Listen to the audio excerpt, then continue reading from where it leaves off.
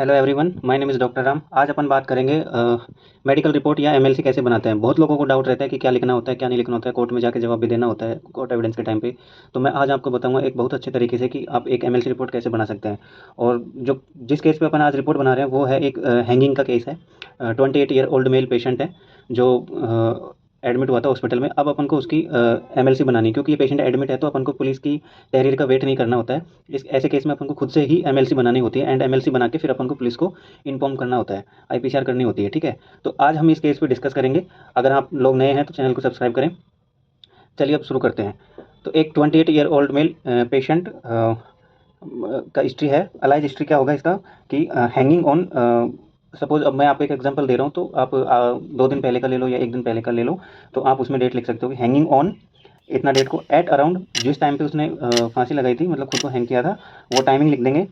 And eight कौन सी जगह पे, एट पैलेस, मतलब वो जगह का नाम। तो मैं आपको यहाँ लिख के बता देता हूँ। जो अलाइज हिस्ट्री आएगी वो इसमें आएगी, तो अपन यहाँ पे लिखेंगे। ठीक है, तो यहाँ पे लिखेंगे तो अपन लिखेंगे Aliza's history of hanging on date. Date आपको लिखना है जब भी आप हिस्ट्री में आए, तो मैं इसको खाली छोड़ दे रहा हूँ। उसके बाद एट अराउंड मतलब कितना बजे, टाइमिंग लिखना है आपको। एट अराउंड मैं टाइमिंग लिख देता हूँ, जैसे XYZ 12 PM, 12 PM। And eight किस जगह पे, पैलेस। तो पैलेस को मैं सिर्फ पैलेस लिख रहा हूँ, आपको वो लिखना है जो जहाँ पे इंसिडेंस हुआ है।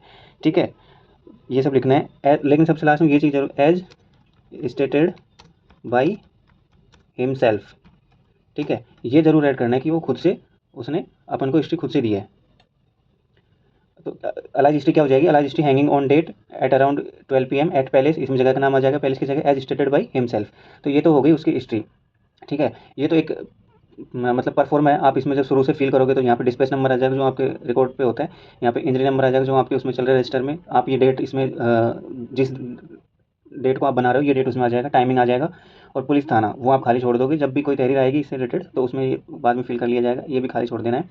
उसके बाद ये हो गया अपना। ठीक है, इसमें आ जाएगा उसका नाम, जैसे उस पेशेंट का नाम क्या था।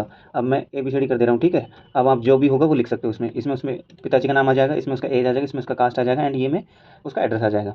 ठीक है, ये पुलिस प्रतिवेदन संख्या वो होती है जो तहरीर जो लेके आते हैं पुलिस वाले, ये अपन उसमें मेंशन करते हैं। ठीक है, तो ये भी अपन ब्लैंक छोड़ देंगे। और ये दिनांक जिस डेट को अपन बना रहे हैं। ठीक है, तो ये हो गया। अब आते हैं अपन उसके बाद यहाँ पे जो लिखेंगे, मेन इंपॉर्टेंट चीज़ वो होता है कि अपन को क्या लिखना है। जो फाइंडिंग्स अपन को दिख रही हैं। ठीक है, तो अपने केस में क्या है कि एक 28 ईयर ओल्ड मेल पेशेंट है। ठीक है, तो उसके क्या, अब अपन को देखना है इसका लिगेचर मार्क।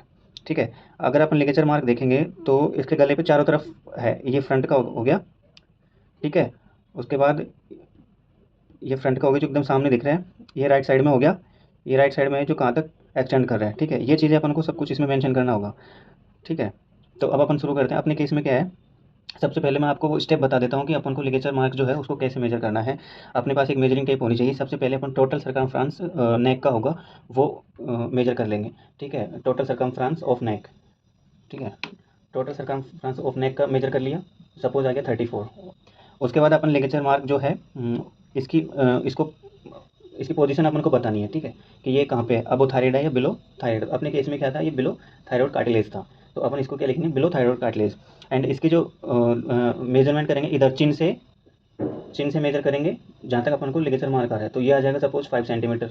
तो एक पॉइंट तो अपना ये हो गया, distance from chin.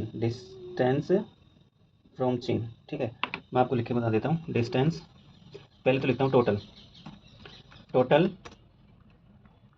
Circumference of neck. ठीक है, जो हो गया 34 सेंटीमीटर। ये तो हो गया अपना एक पॉइंट। ठीक है, दूसरा आ जाएगा अपना, दूसरा पॉइंट आ जाएगा डिस्टेंस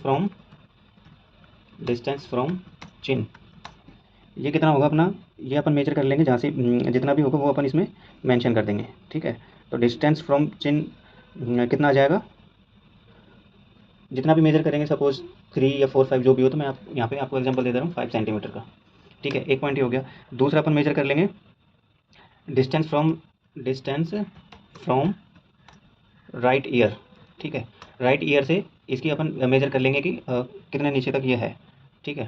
तो डिस्टेंस फ्रॉम राइट ईयर आ जाएगा अपना लगभग 3 सेंटीमीटर। सेम ऐसे ही लेफ्ट ईयर से कर लेंगे। चौथा पॉइंट ये हो जाएगा अपना, ठीक है, 3 हो गया। उसके बाद चौथा पॉइंट आ जाएगा अपना डिस्टेंस फ्रॉम लेफ्ट ईयर, ठीक है। इसका कितना हो जाएगा, लगभग 5 सेंटीमीटर, ठीक है। उसके बाद अगला पॉइंट हो जाएगा अपना दोनों ईयर से हो गया, चिन से हो गया। अब कौन सा बचा अपना, डिस्टेंस फ्रॉम एक्सटर्नल नोच, डिस्टेंस फ्रॉम एक्सटर्नल नोच, ठीक है। तो ये 5 पॉइंट हो जाएंगे। अब अपना जो गैप बचा एंटीरियर रीजन में हो गया, बायलैटरल नेक रीजन में हो गया, पोस्टीरियर रीजन में खाली रह जाता है। तो अपन का जो टोटल सर्कमफ्रेंस आया था नेक का, सपोज यहाँ पे 34 है, तो और अपने लिगेचर मार्क मेजर कर लेंगे वो कितना आया, उसको अपन इसमें से माइनस कर देंगे। सपोज अपना लिगेचर मार्क जो है उसका मेजरमेंट आया अपना टोटल लेंथ आ गया अपना 25, ठीक है। तो अपन टोटल नेक जो सरकमफेरेंस है उसमें से लिगेचर मार्क की लेंथ को माइनस कर देंगे। तो गैप कितना आ जाएगा अपना 34 माइनस 25 मतलब, तो गैप आ जाएगा अपना 9 सेंटीमीटर, ठीक है। ये ज़रूर अपन को लिखना होता है। अब लिखेंगे कैसे, सबसे बड़ी बात ये है उसमें, ये चीज़ तो अपनी हो गई, ठीक है, ये हो गया। अब अपन को मेंशन मतलब लैंग्वेज कैसे लिखनी है वो मैं आपको बता देता हूँ, ठीक है। थोड़ा और बड़ा कर लेता हूँ, आपको दिखने में ईजी हो जाएगा, इसको कर लेते हैं, ठीक है। लैंग्वेज कैसे लिखनी है वो सबसे बड़ी इंपॉर्टेंट चीज़ है। तो अपन अब यहाँ से पॉइंट 1 डाल के और लैंग्वेज स्टार्ट करेंगे। तो लिखेंगे लिगेचर मार्क ऑफ साइज कितने का था अपना, लेंथ जो था वो कितना था 25 सेंटीमीटर, ठीक है, इनटू, अब उसकी अपन विड्थ भी नाप लेंगे कि विड्थ कितना था, 1 सेंटीमीटर था या 1.5 सेंटीमीटर था, वो भी अपन मेजर कर लेंगे, ठीक है। तो अपना विड्थ आ गया सपोज 1 सेंटीमीटर। प्रेजेंट इसके साथ अपन को इसमें ये जरूर मेंशन करना है कि वो किस तरह का दिख रहा है अपन को, उसकी मतलब रेडनेस है, वो कलर जो है अब्रेजन टाइप में है, तो वो अपन कैसे लिखेंगे कि अभी जो मैं आपको केस प्रेजेंट कर रहा हूँ मेरा 2 दिन पुराना केस है, ठीक है। तो अब अपन इसमें जो है अब्रेजन जो दिख रहा है, लिगेचर मार्क इतना सेंटीमीटर साइज का हो गया, तो इसमें लिखेंगे with brownish black in colour, ठीक है, ब्राउनिश ब्लैक इन कलर, ये अपना हो गया। उसके बाद अपन इसमें आगे लिखेंगे present on anterior and bilateral aspect of neck below the thyroid cartilage, ठीक है। एंड अब ये चीज़ होगा, अब उसकी अपन डायरेक्शन देखेंगे कि किस तरह का था, कि अपवर्ड था, ओब्लिकली था, ये सब भी मेंशन अपन को करना पड़ेगा, ठीक है। तो इसमें आगे लिखेंगे। अब मेरे केस में क्या था, एंड डायरेक्टेड अपवर्ड, ठीक है, अपवर्ड ओब्लिकली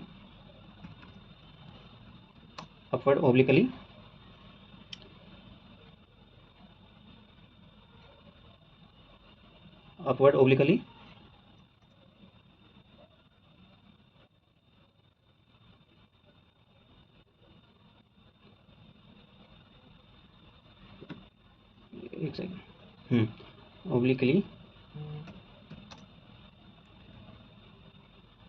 अपवर्ड ओब्लिक्यू, ये हो जाएगा इसका लैंग्वेज, ठीक है।